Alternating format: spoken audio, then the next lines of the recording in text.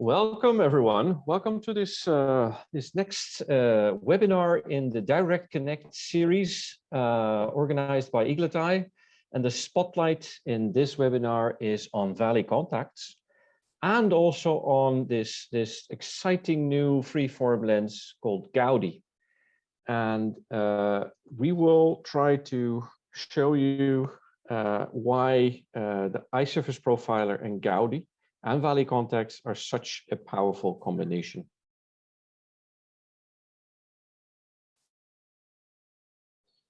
My name is Arnie Snapfingers. I'm CEO of Eaglet, and we're really happy to have Charlie Ray Edmonds here from Valley Contax. And we're absolutely thrilled to have as our special presenter today, Dr. Aaron Wolf. And thank you for joining us today. And Dr. Wolf, he got his Doctor of Optometry degree from the University of Houston. And he's the owner of the Austin Optometry Group. It's a private practice in Austin, Texas. And his practice focuses on ocular surface disease and specialty contact lens, including scleral lenses, orthokeratology, and he is basically a master in topography designed corneal scleral orthokeratology lenses and impression-based lenses, and also has great experience with higher order aberration corrected lenses. So I will do a quick introduction into the eye surface profiler, and then we'll switch over, we'll hand over to Charlie Ray, and who will give us some further background, in-depth knowledge about Valley Contax. And then we will switch to Dr. Aaron Wolf for the meat and bones of this webinar around the Gaudi lens. Feel free to ask questions. Please use the text box to do so. All of your questions will be gathered at the end of the webinar, where we'll do our utmost to answer all of them. So please keep those questions coming, because they really make the whole webinar more lively, and it's important to have.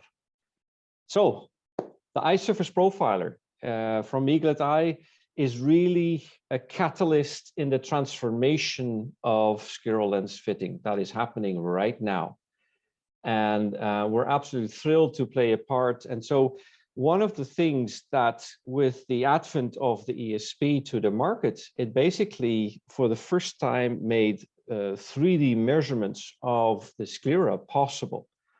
And there's been such an explosion of publications around scleral shape, ocular shape, and we've learned a lot about that. And one of the things we've learned is that the scleral shape is actually much more irregular than we thought it would be, and it's much more irregular than the corneal shape.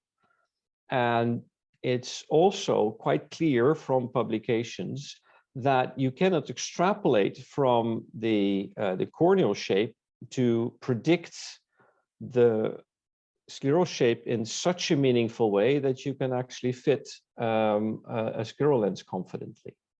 So scleral profilometry really has an important part to play, and so what research has shown is that there's only a small minority of eyes, just under 6%, who are spherical, and then just under 30% regular toric, and quad specific it's 40%. And then generally irregular is more than a quarter of eyes measured. So getting good 3D information about the ocular shape is really critical for improving fitting success and getting to the final best fitting lens faster.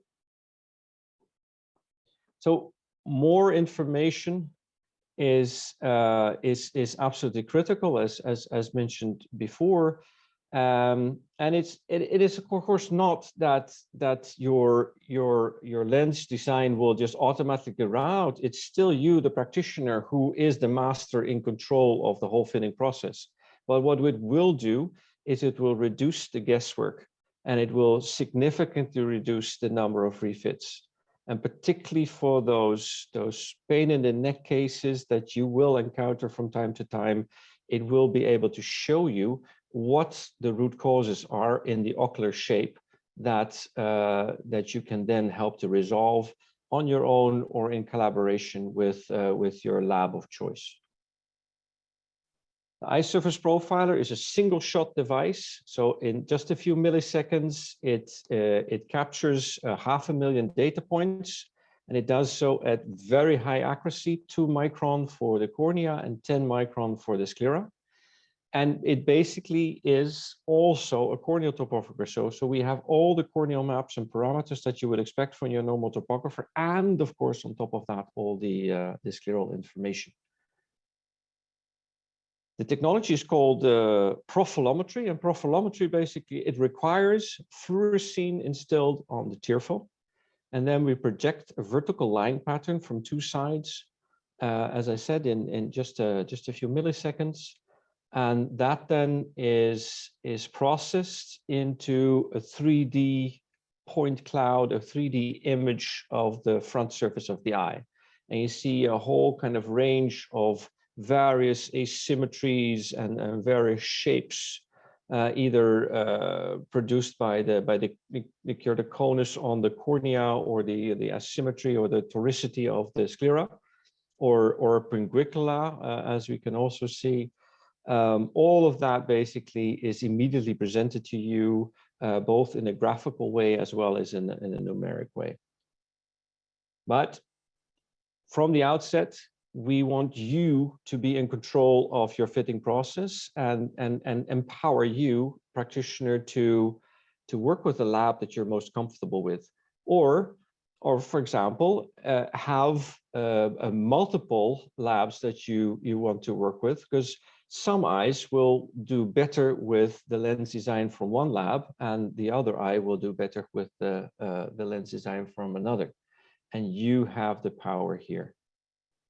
And to make sure that you really kind of unleash the power of profilometry, we've created these direct connects, connecting directly to the lab, pushing all the relevant 3D data together with the predicted best fitting lens to the lab with your order. And at the other side, the consultants at the lab, they've been trained by us into how to interpret that. So should you need to have a conversation with them, they have exactly the same powerful 3D data that you have. So if we now look at Valley Contax, they of course have their scleral lens called the custom stable. There is an algorithm that will take all of the data points into consideration. You have the ability to adjust the desired apical clearance and the mid-peripheral clearance, and that then is calculated into the major lens parameters. And then via the DirectConnect to Valley Contax, you basically push all of the relevant data to them. So you can be assured that that lens that they then will produce is going to be optimally designed based on the actual ocular shape. And well, the main star of the evening is the Gaudi lens. This is a freeform lens, so that works slightly differently in the sense that the point cloud is basically pushed to Valley Contax and to Gaudi, and they then have their own software to then create the freeform lens. But much more detail will be shared by Dr. Aaron Wolf later in this webinar. So in summary, the eye surface profiler is focused on all specialty lenses from ortho-K to scleral. The first lens fit algorithms, they are the engine of taking that 3D data from the ocular surface and translating that into best lens fits. And this is an open platform, so you can work with the labs that you're most comfortable with. And I would also like to highlight the Eaglet Eye Academy, where we have created a self-learning system, but it's an assisted self-learning system that via Zoom calls with our in-house experts, we will guide you through a very short and steep learning curve that you become proficient with the eye surface profiler in next to no time. So with that, I would like to hand over to Charlie Ray. So I will stop sharing. Perfect. All right. Well, let me get my slide pulled up here and we'll jump on in. All right. How's that looking for everybody? Yeah. Perfect. Thank you. Perfect. All right. So today I'm going to be sharing with you a quick snapshot of how to order the Gaudi lens with the DirectConnect, and then also dive into a little bit more about the amazing features that the Gaudi design software is capable of. So we'll jump right into that. The ESP DirectConnect is pretty easy. Arnie just showed you a quick little snapshot of what that looked like. But basically, you want to start out with your trial lens and get your over refraction. Then you'll open up your scan with the Eaglet software. And it's a great way to help your lab consultant get the most information. How we've organized it is nice and clean, resulting with kind of less back and forth with us. You'll get quicker turnaround time and a better fitting lens in the long run. So to initiate the DirectConnect order, you'll find Gaudi listed as their own supplier in the first lens fit section of the Eaglet software. And because Gaudi is a freeform lens, there's only a few diameters to select from. And then as you saw in the custom stable, you can kind of choose your central apical clearance, your mid-peripheral clearance. In the Gaudi lens, again, because it's a freeform lens, we just kind of left those choices out at this point in the design process. There's only a few diameters to choose from. So, but that can all be updated on the order form. So if there's a diameter that you had your heart set on and it's not one of the options in the Eaglet software, you can customize that on the order form, which I'll share with you on the next screen. And then once you have all that uploaded in the Eaglet software, then you'll just click on the Gaudi by Valley Contax button, and that'll auto-populate you to this lovely form here that the Eaglet team was awesome at generating for us. Again, like I said, this kind of gives you a place to put all your information. So that comes over to us in one easy to read form. So here's a quick look of what that will look like. You'll have your practice name, your name, your email address, kind of the basic information, what order type it is. So you can send us new scans for remake. So if you're able to get maybe a better scan later on down the road, you can always send us scans for remakes as well. This will auto-populate with your patient's name and information, so you don't have to refill that out. You'll select your lens type. Right now we have two different versions of the Gaudi, which I'll go over kind of the different features of those different versions in a next slide. But you can choose Gaudi QS or Gaudi Pro, which is also called the Gaudi Legend. You can, again, like I said, you can update your diameters. So again, if you had a specific diameter in mind and it wasn't available in the drop downs, you can customize that here. And then you can also add any material choices, special instructions. You can add HydroPeg, things like that. And then you'll also have a place to put your trial lens information. Of course, we highly recommend that you put on a custom stable as your diagnostic lens, but any Scleral lens will work as long as you give us the base curve and the power, and then we can customize the power of the Gaudi lens right out the gate. So now we're going to go into a little bit more behind the scenes with the software itself that we use to design the lenses. One thing I'll mention here, if you're wanting to go with the DirectConnect method of fitting and just send us the files and send us your trial lens information, and that's more of the style of fitting for you, that's great. We can send you, the final parameters, let you know what we're ordering for you. And that's easy and a fast, quick way to get the lenses that you want. If you're more hands-on, if you like to design your own lenses, play with all these really fun features that I'm going to go over, we love that too.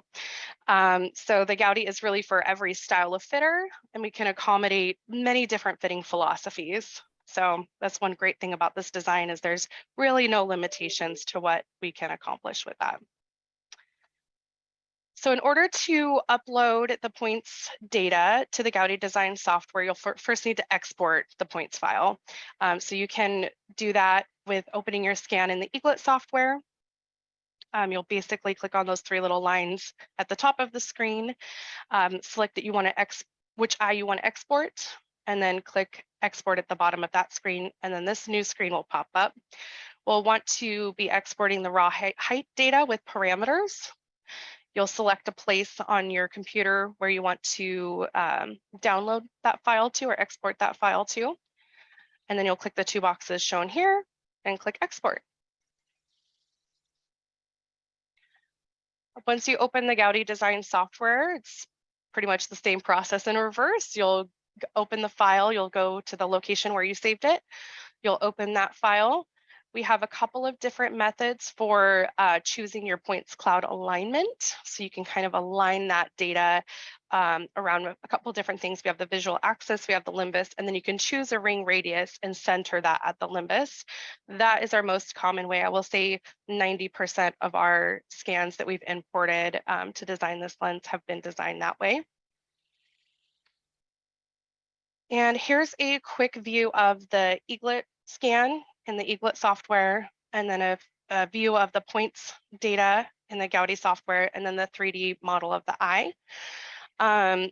This is a great place for you to kind of validate the quality and the coverage of your scan using the 3D view in the Gaudi software, just to make sure that we have enough data, it's quality enough data to design the lens that you're wanting to make. And then Dr. Wolf has some really great tips before you get to this step coming up in one of his case reports, showing how to qualify your scan before you get to this step, so that hopefully once we do get here, we don't need to really do much validating. We have a good clean scan to make a lens off of. So building your initial lens, we've got a couple of different screens that you can choose from in the Gaudi software.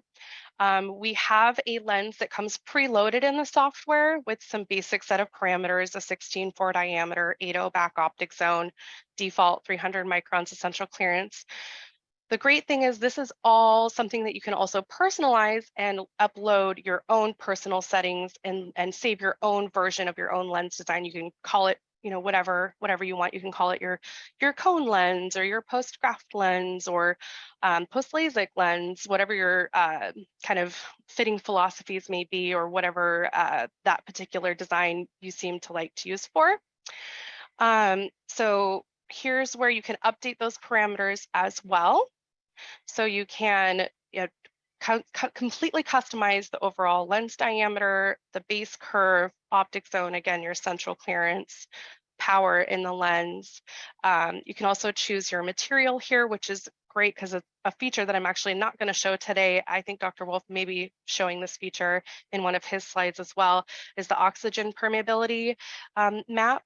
So you can choose different materials and you can visualize the oxygen permeability of that lens and the tear reservoir combined.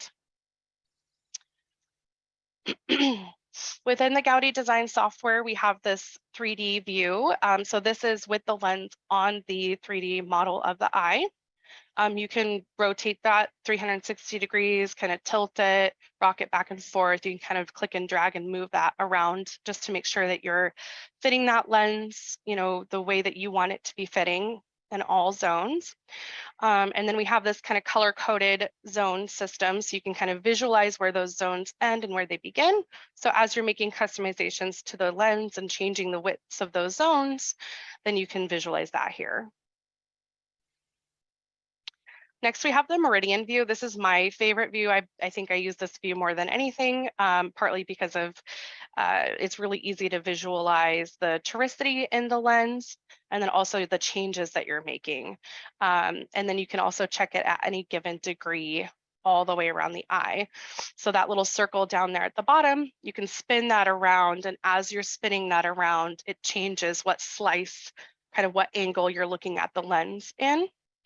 Up at the top, the features that we're showing are the 3 different lines are the blue line is the front surface of the lens, the black line is the raw data, and then the red line is going to be the back surface of the lens. And so you can see how much that lens is really following the contour of the toricity of the sclera.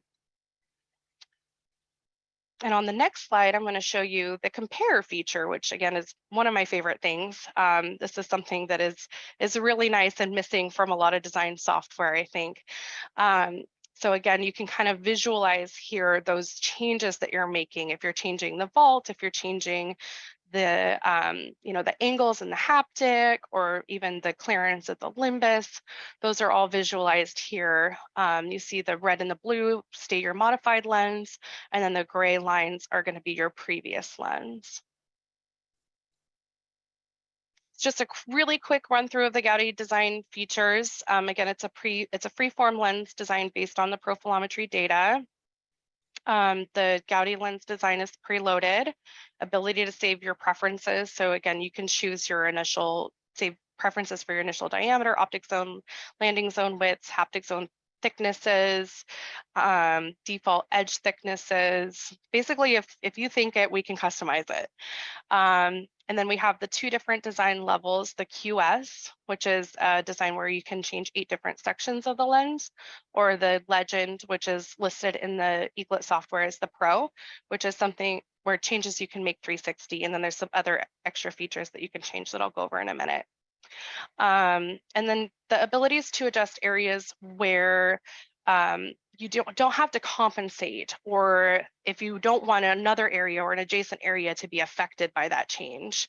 One really great thing about this design is if you just want to lose clearance in the center, you're just going to lose clearance in the center. You don't have to worry about losing clearance over the limbus. Or if you just want to lose clearance at the limbus, you don't have to worry about losing clearance in the center. So it kind of auto compensates within itself. So you're not having to think about the effects of the changes that you're making in the design and do the math and the adjustment to compensate for those changes. So the Gaudi QS, the features that are available in that, again, I mentioned you have your 8 different sections. So basically every 45 degrees, you can go around and make the changes on the edge, the haptic. So we have an inner and outer ring of the haptic. And so this is more of like your angle change. You can change your clearance and thickness at the limbus. You can also make a mid-peripheral change. So you can choose a ring diameter of where you want that mid-peripheral zone adjust to happen. So it could be all the way really close to the limbus, or it can be closer to the center optic zone. So you get to kind of choose that diameter, that core diameter, where that mid-peripheral clearance change is happening. And then the other last thing on this page is the smoothing coefficients, which is our fit factor. And Dr. Wolf has a really great slide that really illustrates the different levels of fit factor. But basically, this is just how closely the lens design follows the contour of the points data. So referring back to that black squiggly line. So the more fit factor that you have incorporated in that, the closer it's going to follow that black zigzaggy line. So the Gaudi Legend, or Pro as it's listed in the Eaglet software, adjustments are available at any degree. So you can type in any degree on that lens and in any of these areas. So again, at the edge, the haptic, the limbus, or the mid-periphery, and make a change in just that one area. And then additionally, on top of that customization, we can also decenter the optic zones. Technically, you can decenter the front and the back optic zone independently, which would be making prism. So we can add prism if needed. And then we also have the ability to incorporate Zernike coefficients.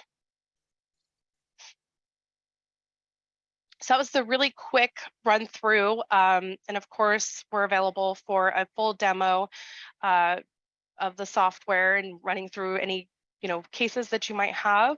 There's my contact information. And up next, we're going to have Dr. Wolf with his 3 really stellar case reports. I got a preview of them yesterday, and I'm really excited for him to share them with you guys. Thank you, Charlie Ray. Yeah. Give me 1 minute, guys.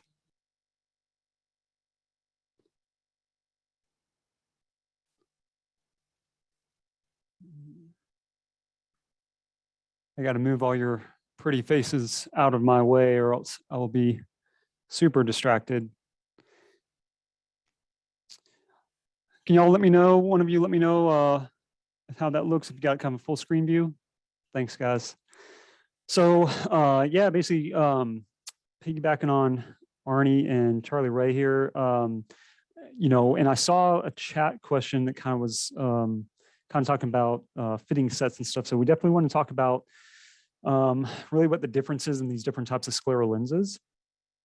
So basically, scleral lenses are essentially simplified into these 3 main categories. So you essentially have your standard scleral lenses, which is what we all learned on. I would assume almost all, if not all of us on the call, started out with basically fitting sets.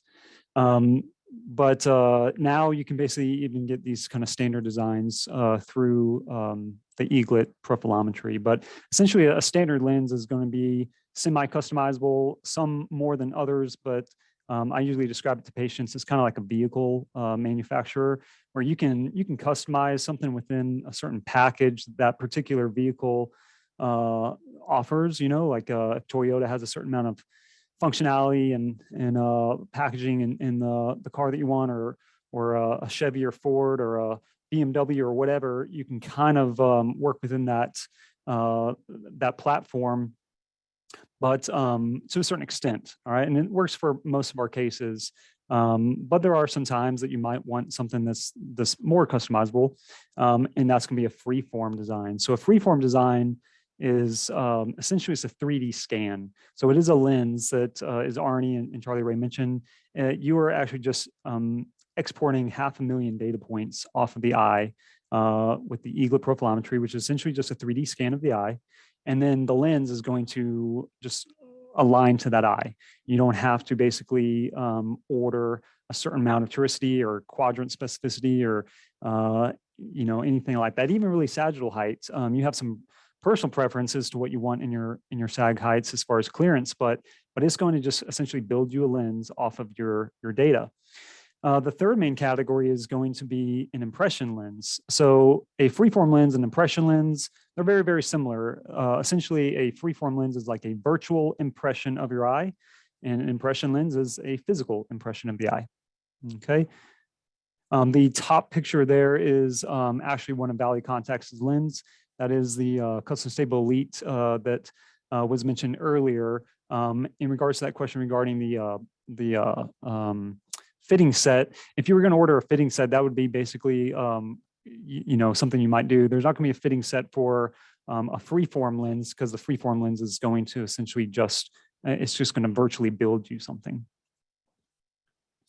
All right, so courtesy of Eaglet, this is essentially their nomogram or decision tree as to when you might use a particular lens. I know that not everybody on the call, actually I think the majority of folks on the call do not currently use scleral profilometry, so we'll kind of touch up on some of this, and this may be a lot to take in right at the bat. But to kind of help you explain, at the bottom are your different types of scleral lenses. You basically have your spherical haptics, your toric haptics, quadrant specific, and then a freeform lens.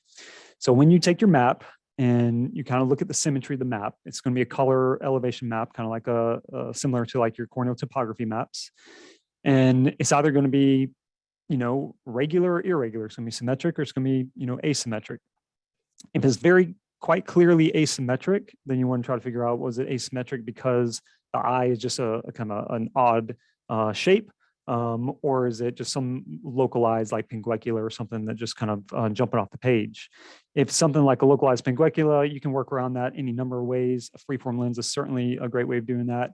You don't have to do it that way. You can basically add in any number of localized conjunctival obstacle kind of corrections depending on the lens design that you're working with.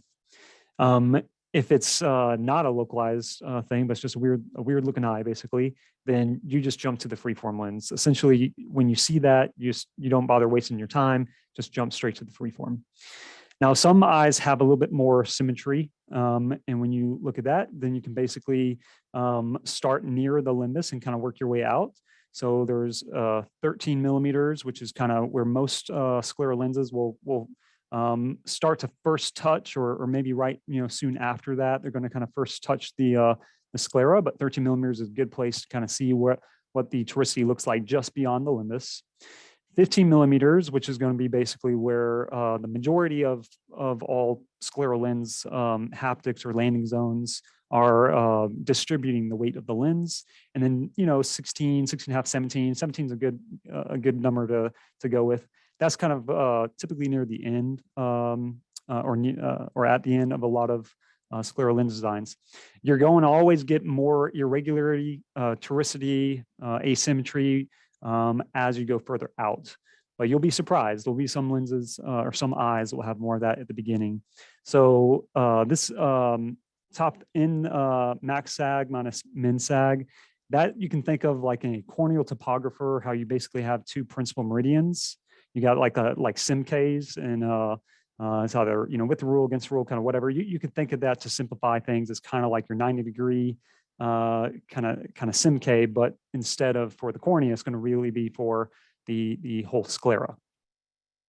Below that, you'll see where it says T sag minus in sag. That's essentially talking about how high the temporal side of the eye is versus the nasal side of the eye. As you look at any eye or your own eye, you're always going to typically have a higher kind of nasal part of your sclera. And of course, the bigger that you go out in your diameter, your chord, that's going to be exaggerated. Well, depending on how much that difference is really going to dictate how much that lens is going to want to stay well centered versus how much that lens is going to want to kind of essentially slide a little bit temporally, or typically with gravity, of course, it's going to typically slide more inferior-temporally. So if you have something around 400 microns or more, you can certainly expect that lens is going to want to pull off center, and to compensate for that, that's where you might think about doing something like quadrant specific haptics. There's a lot that you can do now with these lenses, including Gaudi Contax, where you can move that toricity not just at the edges of the lens, which is, for many years kind of what we could do, but now you can move that toricity or quadrant specificity in as well, closer to the transition zone or the limbal zone, and that will help center your lens. Having said that, sometimes when you see that, to save a lot of time and headache, and I would just jump to a freeform lens in many cases. Other considerations for why you might do a freeform lens, outside the obvious of just an asymmetric eye, it's going to be basically how necessary is your rotational stability.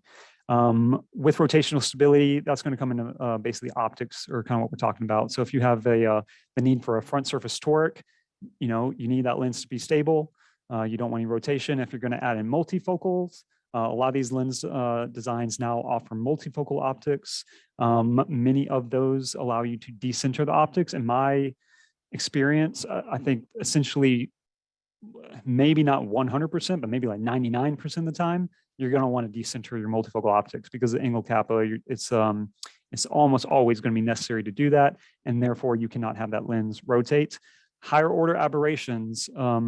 If you hadn't heard, there is high order aberration specific correction available now commercially through Ovit's technology.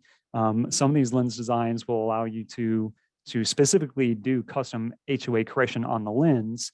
In that situation, you definitely cannot have that lens spin or rotate, and really even centration is beneficial. But even if you don't have access to ordering custom HOA correction, just getting the lens to center is going to save you a lot with those with HOAs. Again, we talked a little bit about like pinguiculas and localized elevations, corneal size. Sometimes you just have eyes that don't play by the rules. They got particularly big or particularly small corneas, and you just need something that's maybe a little bit further out on that that bell curve as far as our scleral lens choices. A lot that doesn't get talked about, and certainly not talked about on this particular decision tree, is going to just be the logistics of your practice, or the logistics of the patients you're working with and their personal schedules. It may not always be convenient for them to come multiple times to your office. Maybe they're traveling from a long distance. Maybe your schedule is particularly busy. You can accommodate a lot of visits with follow-ups with that sometimes occurs with your more traditional standard scleral lenses. Maybe you just want to work fewer days. Whatever it is, you want to get to a good result, essentially what I would consider the best results, faster. Okay, those are times to factor that in. Personality types, costs. With all things in life, you essentially get what you pay for. That is just a sometimes an unfortunate truth, and that's true with freeform lenses as well. You just get what you pay for.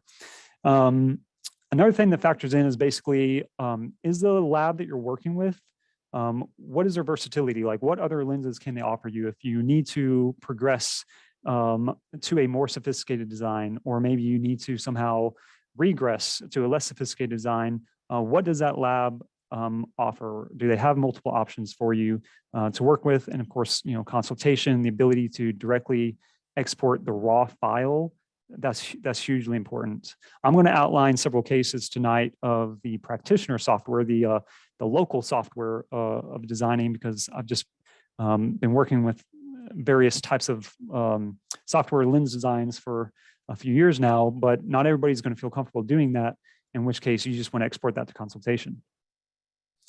So going into case presentation 1, there's going to be 3 cases, as Charlie Ray mentioned. Try to grab some variety. So case 1 is going to be more of a kind of a refractive based one of high anisometropia.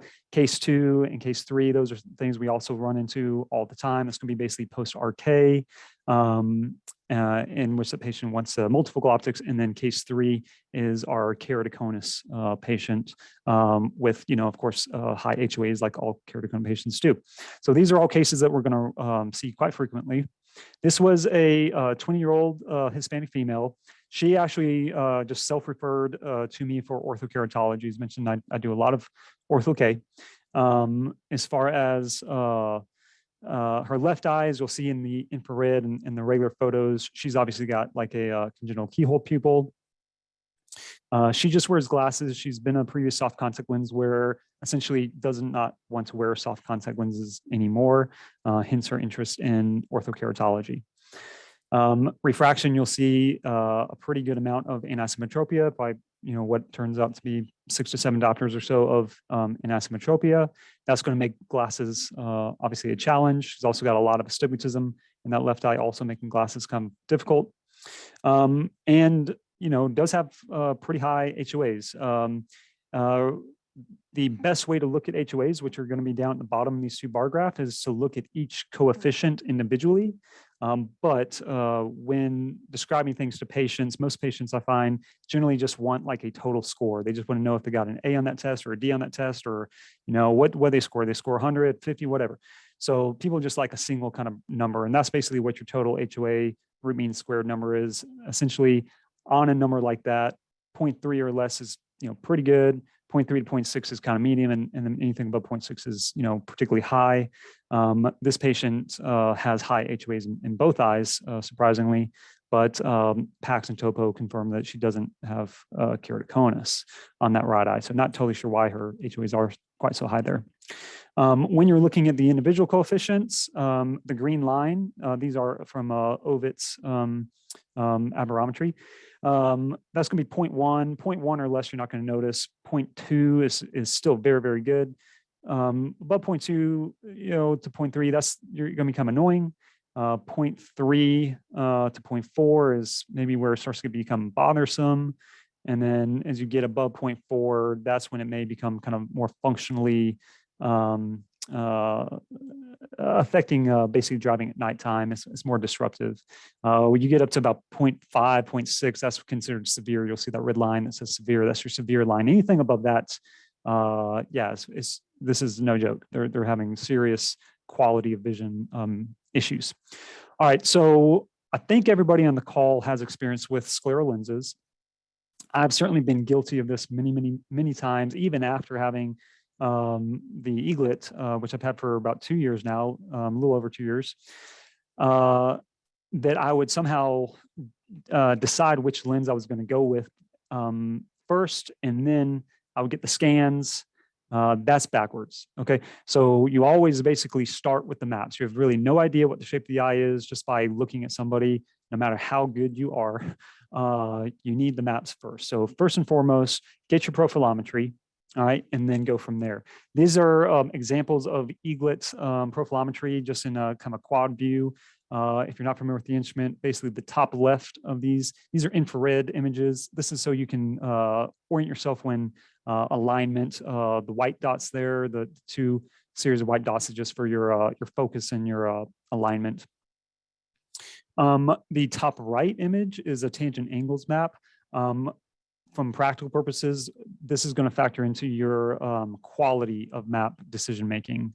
Okay, you're not really going to use this too much as far as analysis, other than quality of your map. The bottom left is Arnie mentioned earlier in the call. The Eaglet is also a fully functioning corneal topographer, so it does have like your axial and your tangential maps and your corneal elevation maps, as corneal topography does. This just has your corneal elevation map, which you're probably going to use, most often. And then the bottom right is what's called a bi elevation map. This is like your very traditional kind of scleral topography or scleral profilometry map that you're going to see referenced almost all the time.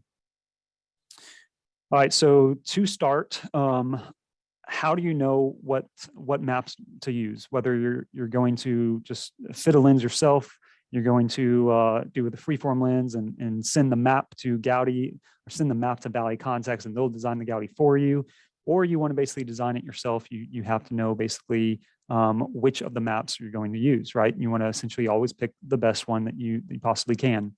My recommendation is to take several, potentially many. I always take 4 maps of the eye, 4 scans of the eye, and then I assess, and I will almost always take an additional 4 maps unless I got just like a really excellent one in the first 4. So I will basically typically take 4 to 8 maps, and then afterwards I will sort it out from there, dictating which are my best ones. By doing so, there is actually a comparison feature within the Eaglet. I highly recommend utilizing that to kind of help bracket, kind of narrow down your choices. Again, at the top, that's basically just make sure your alignment looks good on all of them. The second one, this is that for your grid projection. You want to basically get as nice and smooth of a grid as possible. As you can see, this is a beautiful one right here. This is less so. This is dryness. On the left over here, they both honestly look totally acceptable. I know that there's dryness in the cornea, but one thing to factor in is, are you fitting the sclera or are you fitting the cornea? If you're fitting the sclera, like a sclera lens, you do care a little bit less about the dryness on the cornea, as long as the sclera does not show any of that. If you're fitting orthokeratology, which is also capable with the Eaglet, it's basically the opposite. You really don't care what happens on the sclera. You care entirely what happens in the cornea. And so this is just a nice way of assessing that. Your bi-elevation maps, when you have dryness, your dryness is going to create artifacts. And you can see those artifacts show up over here in both your tangential maps and even in your bi-elevation maps, if you look carefully and with some experience. Okay, essentially what you want is as smooth of a pattern as possible. All right. Again, alignment focus. Sclera radius basically just means how much of the sclera are you getting. That's always nice, and the more data you have, the better. Within reason, is you see down the bottom, quality is always better than quantity. I would much rather have 16 millimeters of really great data than have 20 millimeters of subpar data. Okay. Garbage in equals garbage out. We've all heard that expression. Nothing is more true than when it comes to computer designed specialty contact lenses. So what are you looking at on this screen? Essentially, as is true with all corneal topographers as well, with your scleral topographers and Eaglet, you have different scales. So all these are the same maps. The left column up here is your right eye, the right column is your left eye. Increasing the differential in your maps will allow you to just analyze your maps more fully. You generally want to increase your scale in such a way that you have your warmest color and your coolest color kind of all within view. But that's going to be different on essentially every patient. At the top, and really in all of them, essentially one way to essentially look for symmetry is how much of the same color do you see going all the way around. So if you have a lot of touristy, you're going to have basically some warmer colors like oranges or yellows or even reds. And then you're going to have, cooler colors like greens or blues, but you're going to have both of those. If you're just seeing a whole lot of green kind of everywhere or a whole lot of blue everywhere, that means that you don't have a lot of variation in the elevation. That's going to be essentially more of a spherical sclera. All right. That's great if you're fitting just like spherical optics. That's not good if you're having to do anything more specialized. You don't have anything for the lens to basically hold on to at that point. So on this particular map, we followed the Eaglet nomogram, the Eaglet kind of decision tree going at the 13, 15, and 17 millimeter chords. Your kind of principal meridians over here, essentially equivalents of kind of like SimK, but going out to your sclera. These numbers here are basically showing that there's just really no elevation change, even going out to 17 millimeters, 70 microns is nothing. Having said that, even though it's very spherical in that sclera, as you can see, that lens, the elevation change nasal temporal does start to happen. So if I put a spherical lens on that eye, it's a high likelihood that that lens is going to kind of slide down and out. My optics are not going to be so good. I won't have stability. On the left eye, you can see a lot more toricity, okay, which is good. And similarly, a little bit more elevation changes go out, okay? So why would you use a freeform scleral lens over a standard scleral lens? Like we just mentioned, if there's not a lot of toricity, it's going to make having to do anything with kind of custom optics very, very difficult. Of the freeform lenses, and there's some really great ones, I've actually worked with all of them, that the Eaglet basically is compatible with. There is, I believe, 7 now. And maybe one or two might still be kind of, well, I guess one might be in beta, but even of the beta ones, I've worked with those. So they are all fantastic. I got nothing bad to say about any of them. But the Gaudi has more functionality for the practitioner if you want control. So if you want basically to be in the driver's seat, Gaudi definitely offers that a little bit more. Why would you choose a Gaudi in this particular case? Well, although there is good toricity on that left sclera, which is out at the keyhole pupil, it is possible we may want to essentially decenter that optic zone. We may want to potentially, if we decenter the optic zone towards more of that kind of temporal side where that keyhole is, will we need to tilt it? And that's really, really interesting. I never heard of that before really working with Gaudi, that not only can you move an optic zone, but you can tilt that optic zone. That kind of blows my mind still. As far as HOA optics, this lens is compatible with the Ovis HOA. However, it is not commercially available yet. That is still in beta. I'll share a case later tonight that highlights that. But looking ahead for the future, very impressive. Charlie Ray mentioned this briefly, and I'll highlight it more, but the fit factor is basically unique to Gaudi. Of all the freeform lenses, as the practitioner, you are in the driver's seat with the software if you choose to use the software version, in which you can basically dictate how sensitive do you want your lens to match your map. Okay, if you want it more loosely kind of matching the contour of the eye, or if you want it very, very precisely, that's up to you. You can adjust that. Okay. And also, as Charlie Ray mentioned, you have the option to basically see, well, what is this lens potentially doing to the ocular surface? What's happening underneath this lens with oxygen transmissibility maps? All right, so in this particular case, here's kind of our initial design. This again is from the local software. I'm not going to go through every little option here, but you see that there's a difference in lenses. One's going to be minus lens, one's going to be a plus lens. I did opt to just keep it pretty tight as far as rotation, even though the left eye does have more toricity than the right. There's a particularly kind of steep inferior kind of quadrant. And because of that, I don't want my lens to essentially kind of slide down, even though I may be able to keep it pretty well centered. I just want to make sure I have enough scleral alignment that I keep it kind of propped up in that kind of inferior right quadrant.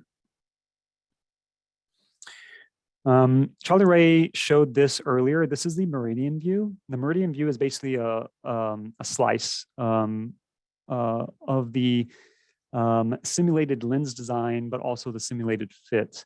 There's several things I want to highlight on this. One is going to be essentially the black line, which is the toricity of the eye.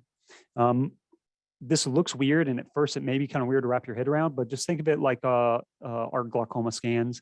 Almost everybody on the call probably manages glaucoma or has in the past. This is kind of like your T-SNP, like on an optic nerve OCT, where you're just kind of going around in a circle around the clock hour, okay, looking for change. All right.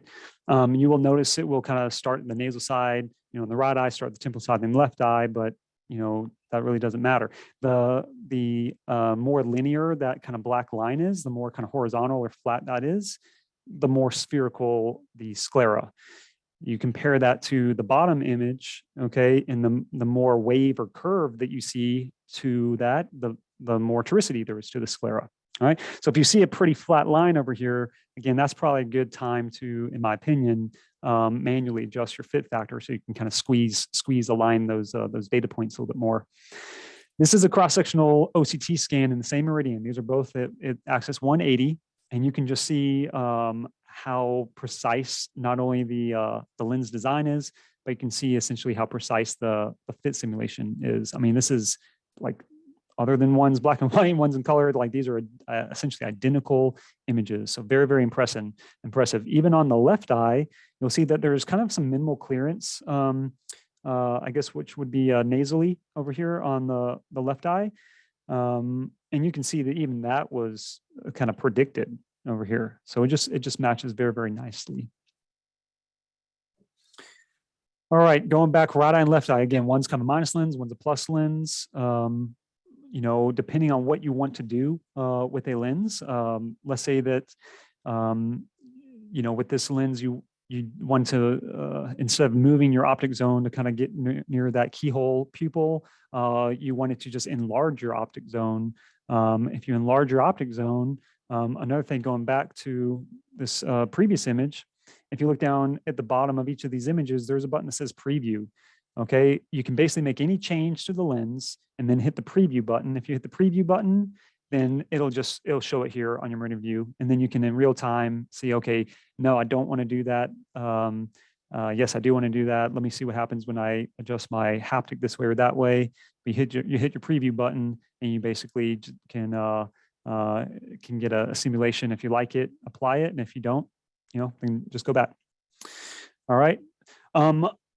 If you're concerned about oxygen permeability, you do have your various maps here. So starting kind of from the left, and this is your lens thickness map. If you look real carefully, you'll see in the center, there's a darker green over here on the bottom image. That's because that's a plus lens, right? It's going to look different in a minus lens. It'll actually kind of be inversed. Next, I can't really see because this little box is in my way, but I guess it's lens thickness. But you'll see kind of more about the design of the lens, how it tapers out towards the edge, where the thickest parts are going to be. Okay, a plus lens, the thickest parts going to be a little more central. Obviously, minus lens, you're going to get into that more concave kind of appearance of towards the edge of your optic zone. I think it's an 8mm optic zone. So that all makes perfect sense there, visualizing that. Your next is going to be oxygen permeability. All right, your oxygen permeability and your lens thickness maps are going to essentially go hand in hand.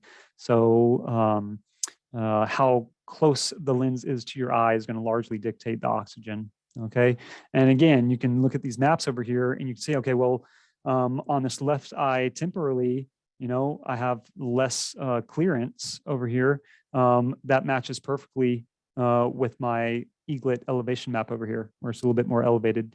Same thing on the other eye, so a little more elevated over here about 9 o'clock. My clearance a little bit less, makes perfect sense. Okay. Some people much smarter than I am have done a lot of research on oxygen permeability, including some of these names listed below. A summary of that work is basically the best ways to get oxygen are going to be some kind of tear exchange. If you, there's a variety of ways you can do that listed there. But if you want just a little bit of tear pump around the edges of your lens, you can easily just adjust the angle or alignment of your haptics.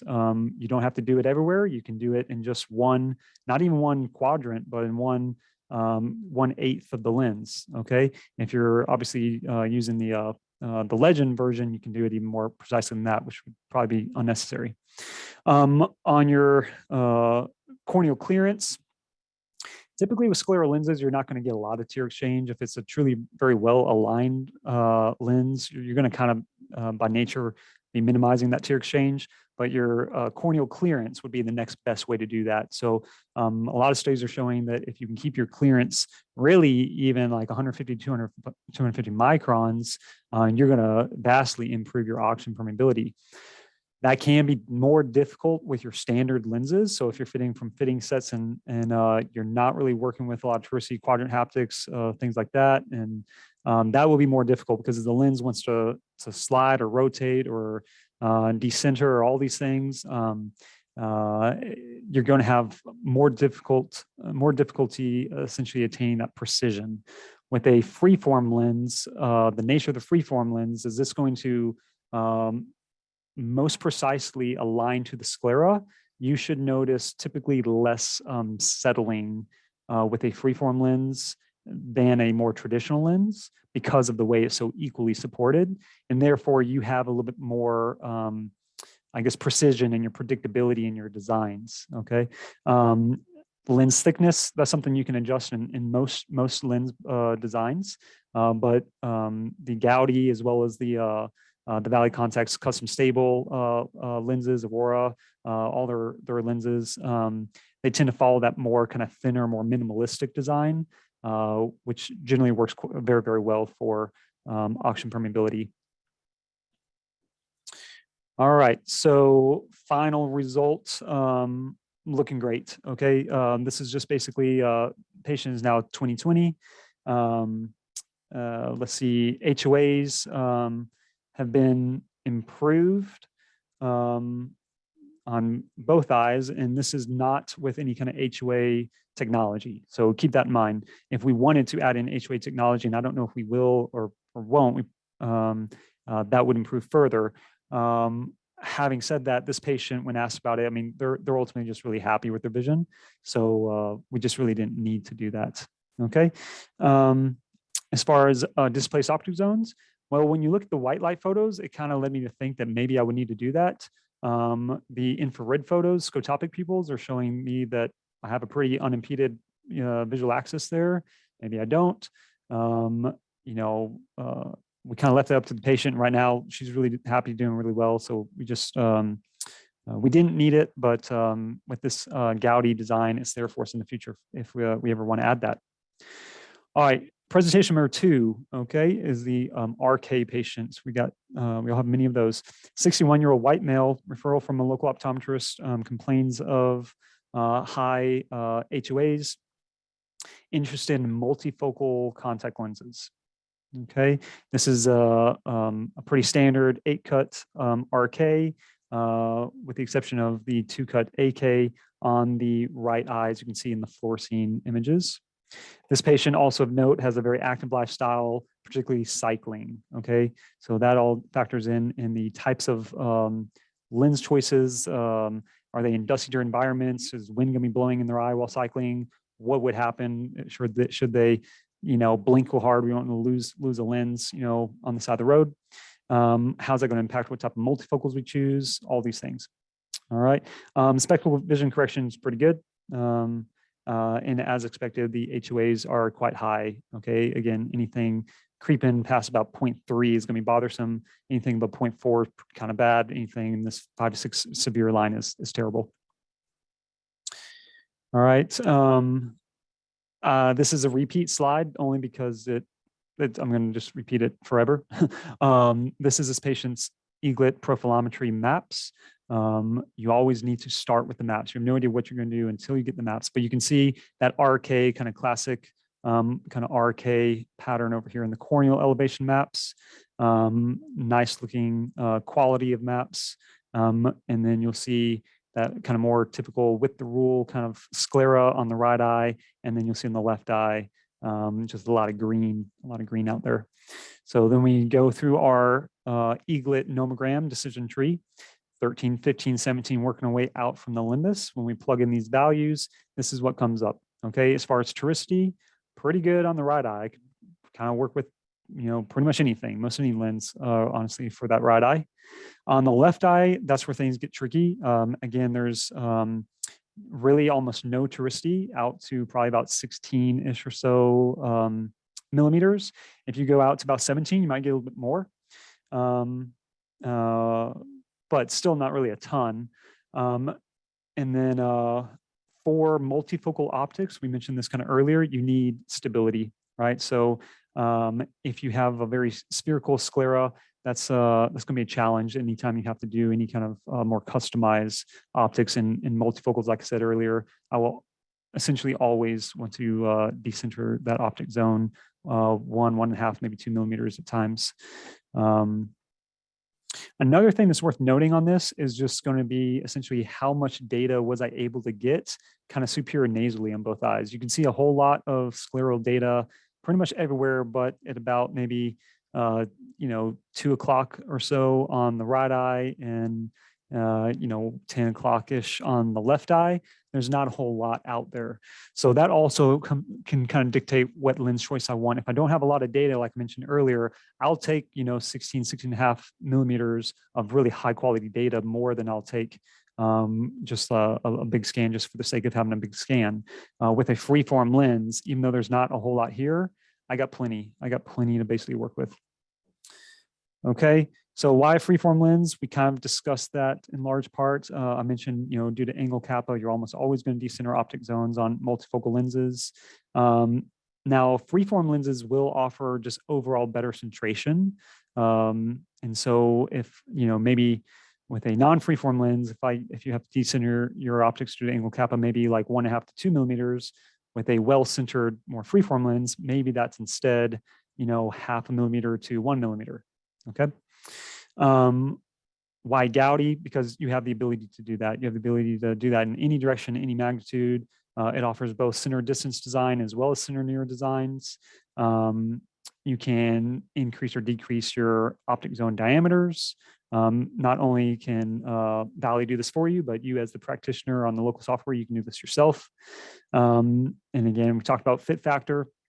How sensitively do you want your lens to line the sclera? It is in beta right now, but it is compatible or will be compatible commercially at some point with OVITs, which is amazing technology in and of itself. And then, as I mentioned, superior nasally in both those scans, I just didn't have a lot to work with. All right, so the initial design in the right eye is going to look like this. There's just a lot on your screen. Do not worry about trying to digest this all. The point is that you have just tons and tons of custom ability at your fingertips here. Okay, anything that you want to do with this lens, you can do. Okay, you can do it in any part of the lens. Okay, essentially the world is your oyster. All right, another thing that I do, these are cool photos of 3D scans. And even though they look really neat, they are actually also functional. So typically what I'll do, I'll use this to kind of help me decide what I want to do with my my overall diameter. If I kind of rotate this around, I spin it around 360 degrees and I find, okay, I'm not overly confident with a particular feature over here. This looks like maybe it's getting into that kind of caruncle kind of area. Maybe I want to shorten my diameter just a little bit more, or if I find I got a lot more data, maybe I just go a little bit bigger and use it. Okay, but there's functionality to these 3D scans outside just looking cool. This is that slide that Charlie Ray mentioned that kind of outlines the fit factor. So essentially, as you can see on this left eye, there's just not a lot of scleroticity. It's a lot of green pretty much all the way around. All right, that's not good with customized optics. At the top, you can see the blue, which is the front of the scleral lens. The red is the back of the scleral lens. And as you go down, you'll see those lines become increasingly tighter to the black line. Okay, that is your prerogative as the designer as to what your personal philosophy is. There is no right or wrong. This is your preference. Okay. And again, just predicting this lens versus the actual fit. I mean, this is essentially identical. All right. When you look at the predicted lens versus the actual fit, it's very, very impressive how well this lens predicts fit. This is what it's going to actually look like on the eye. Okay. I won't walk you through everything, but you can see it's a very well-centered lens dyne. These lenses are marked right and left through dots at 6 o'clock, one for the right, two for the left. These are your typical OCT scans that we generally are all very familiar with. Your haptics, again, you can adjust your haptics, not just in alignment, but you don't have to have it look like this. I like a little bit of tear pump. I mentioned that maybe briefly earlier. You can see a little bit over here in the fluorescein. I generally like to have some for oxygen transmission purposes. So you can basically tilt this up a little bit if you think that you'll get a little bit more tear pump underneath the edge of that haptic. Okay, it's really personal fitting philosophy. All right, so final results. Patient ended up being 20/20 in each eye in single vision lenses before we added any multifocal. This was a one, as was the other case. I think all three cases might be one lens done, or maybe one revision perhaps. HOAs, this is not an HOA lens, but just by having a very well-centered lens, HOA was drastically reduced from 0.9 to 0.18 and from 0.8 to 0.21. And then we added on the multifocal, and with multifocals, patients, 20/20 distance and 20/20 at near. Okay. This is case number 3, last case. This is your keratoconus patient that we all see, every day or every week. And then with your HOA optics. So 47-year-old patient referred from local optometrist, was recent fit in a standard scleral lens, dropped out, failed because of just poor vision. Basically, patient just was not happy with the quality of vision. Fit was less of a concern to the patient. Extremely high HOAs, and then obviously interested in correction once I let her know that was a possibility. I have no idea what she sees with glasses. I'm sure it's not good. And vision with her entering scleral lens was like pretty good. Potentially could be better, but for all I knew, that was okay. And then again, looking at your HOA scans down here, a little bit worse on the left eye than the right eye, particularly in that vertical coma, as is typical with keratoconus. All right, case presentation. You take your maps. That's where you always start. You see in your corneal elevation maps as well as your bisphere elevation maps, that prominent keratoconus. Okay, we got a good amount of scleral data. Quality maps look excellent. Alignment looks excellent. Okay, we run it through the nomogram, which I'm a big fan of, as you know. And we'll find on the right eye, again, with just a lot of blue everywhere. Okay, a lot of the same color most everywhere out in the sclera. And then on the left eye, you do get a little bit more touristy. Okay, not a ton more, but you do get a little bit more. All right, your numbers reflect that. Okay, even going out to about a 17mm cord. Again, if you're not familiar with these elevation differences, 80 microns is essentially nothing. Fortunately, this lens is not looking like it's likely to kind of want to slide temporarily to extreme on that right eye, but it is going to spin. On the left eye, more touricity, still not a ton, but there's more. But this eye over here with your T-sag in sag, that is again more likely to have some decentration issues. All right, so if we're going to do anything, also of note, you'll see when we put it on the diagnostic lens, there was a 1 diopter residual astigmatism. Okay, you always want to put on some kind of rigid diagnostic lens after you take these maps. That's going to drive a lot of it. If this patient was not interested in HOA optics and I did not have the residual astigmatism, I could kind of work with pretty much anything. With the residual astigmatism, that in and of itself, even without any kind of HOA optics, that's going to dictate probably needing at minimum a quadrant specific lens or a freeform lens.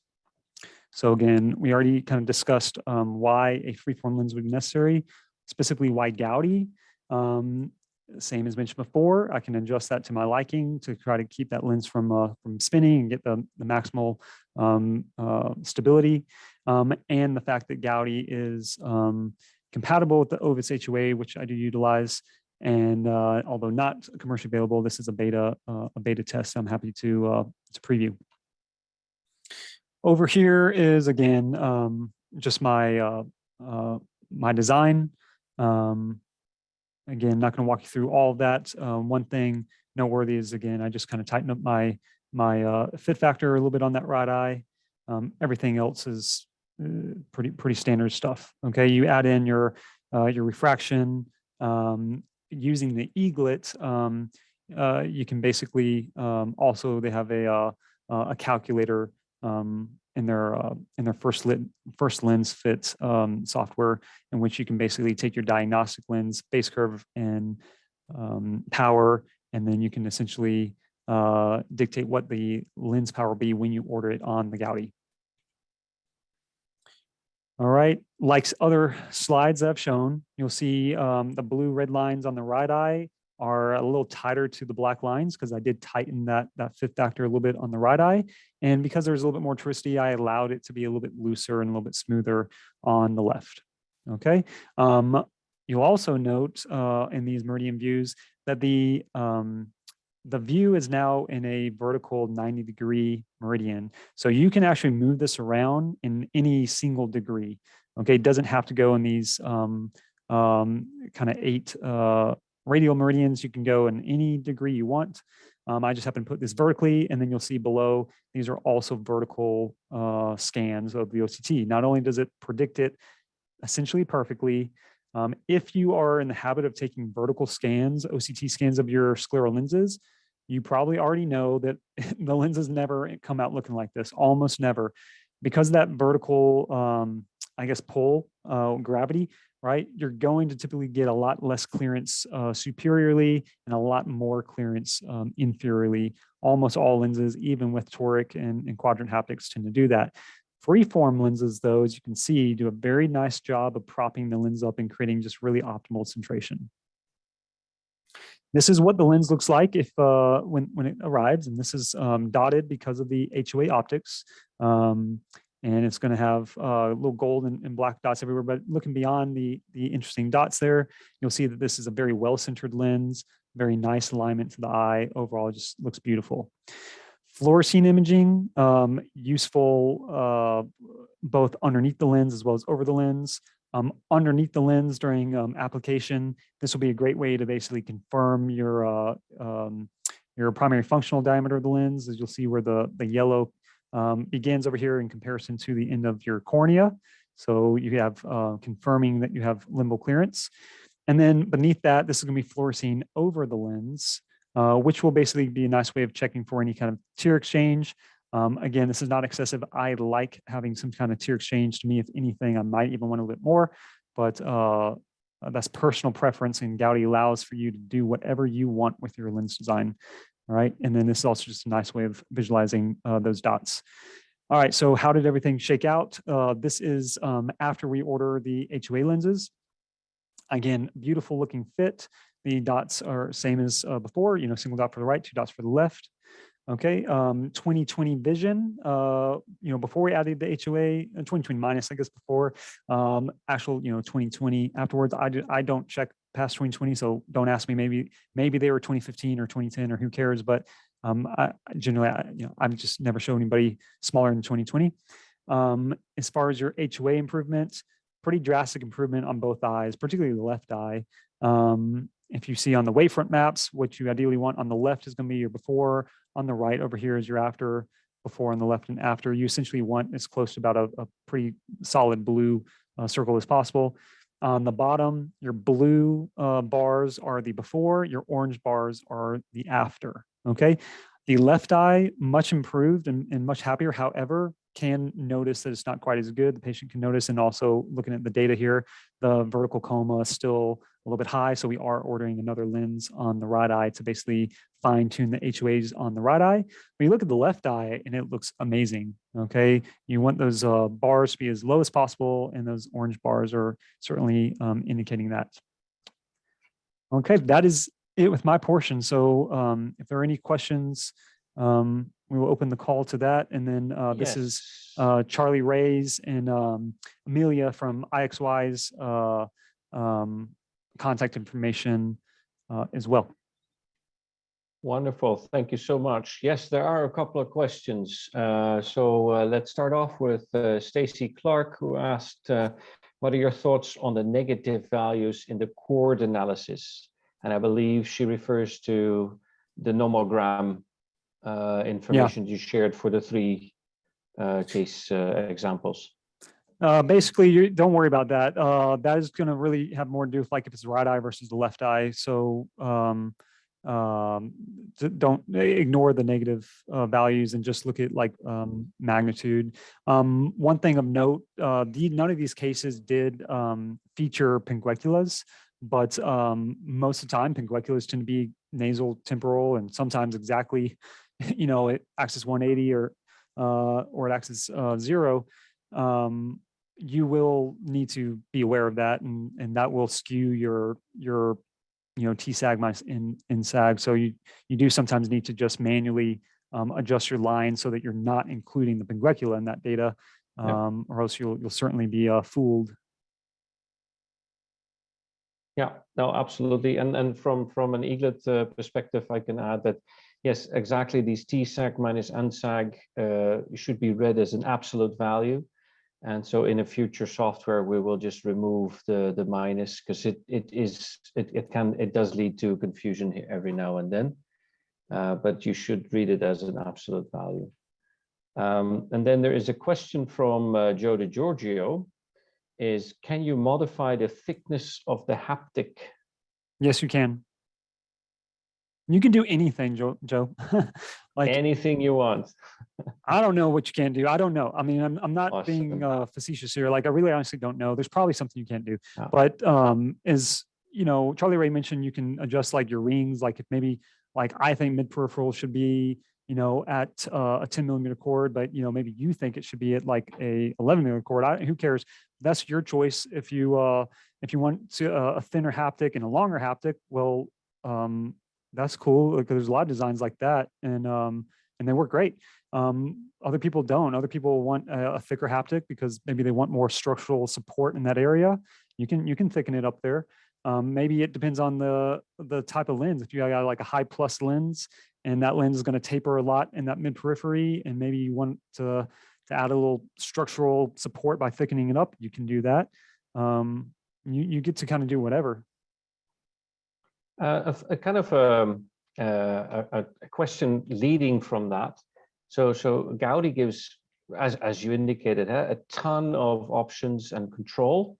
But for somebody starting with Gaudi, that can be a little bit daunting. So what would you advise somebody starting with Gaudi? What would you like them to do?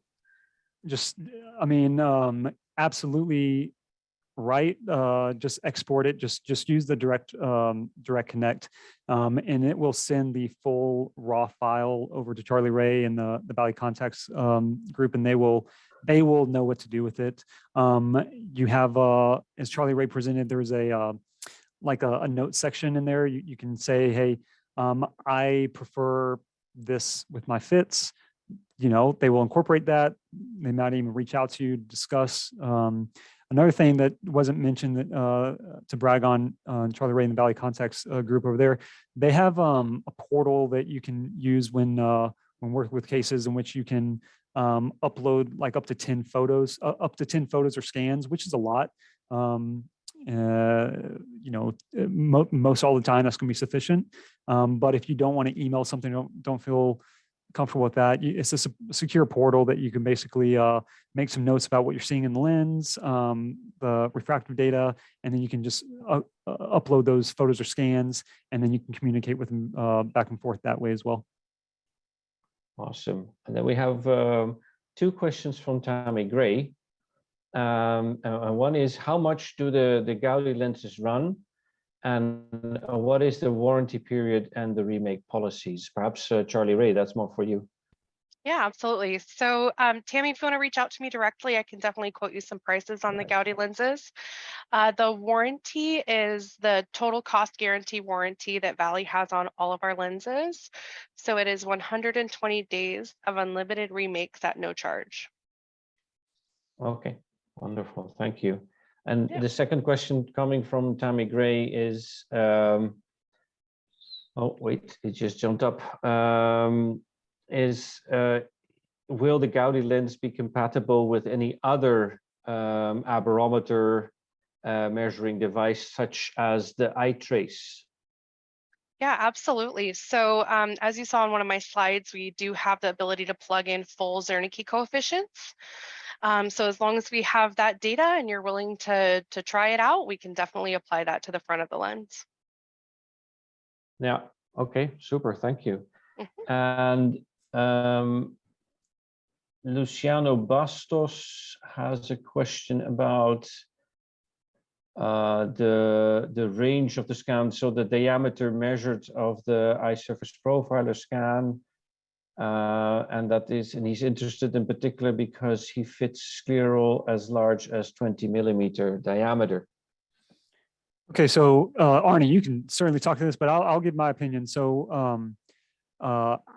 you know, typically the number kind of quoted around a lot is like 20 millimeters. I will tell you from personal experience, you can go bigger than that. It has to do with the eye. It doesn't have anything to do with the instrument, really. It just has to do with what that particular person's eye is. I've got many scans of like 22. I think I even got one of like 24 millimeters. The scale on the instrument, if you see, it's on the screen now. It actually goes to about, I guess, 22-ish or something, maybe 24. I'm not sure exactly. It's kind of hard to tell, kind of horizontally there.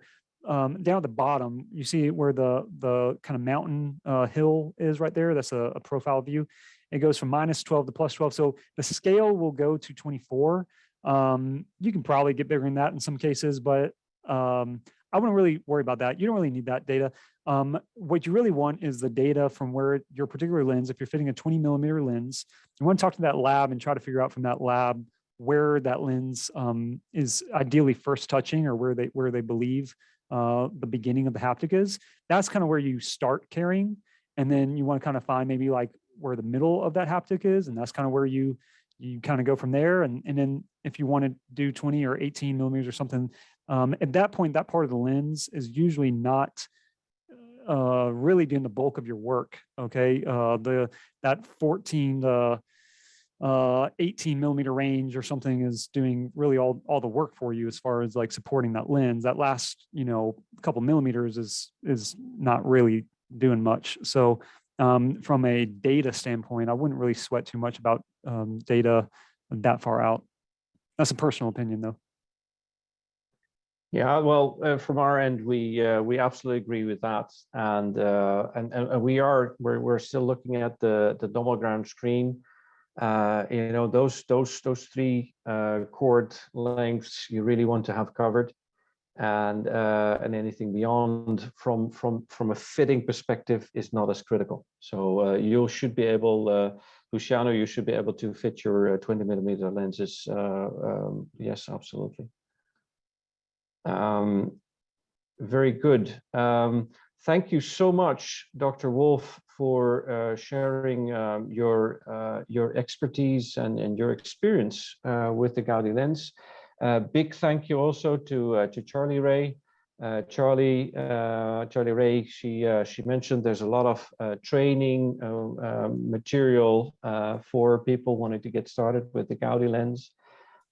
We have on the Eaglet side, we have a lot of training material on the Eaglet Eye Academy as well. Contact us on info@eagleteye.com. Check out our websites, and the same, of course, on the Valley Contact side. You see the contact emails displayed here. And with that, I thank all of you, all the viewers for this webinar, for being present. Thank you also for the people asking the questions. Always livens things up and adds more to the experience. And we very much look forward to seeing you soon in the next DirectConnect webinar. Thank you for now, and hope to see you soon. Bye-bye. Bye, everyone.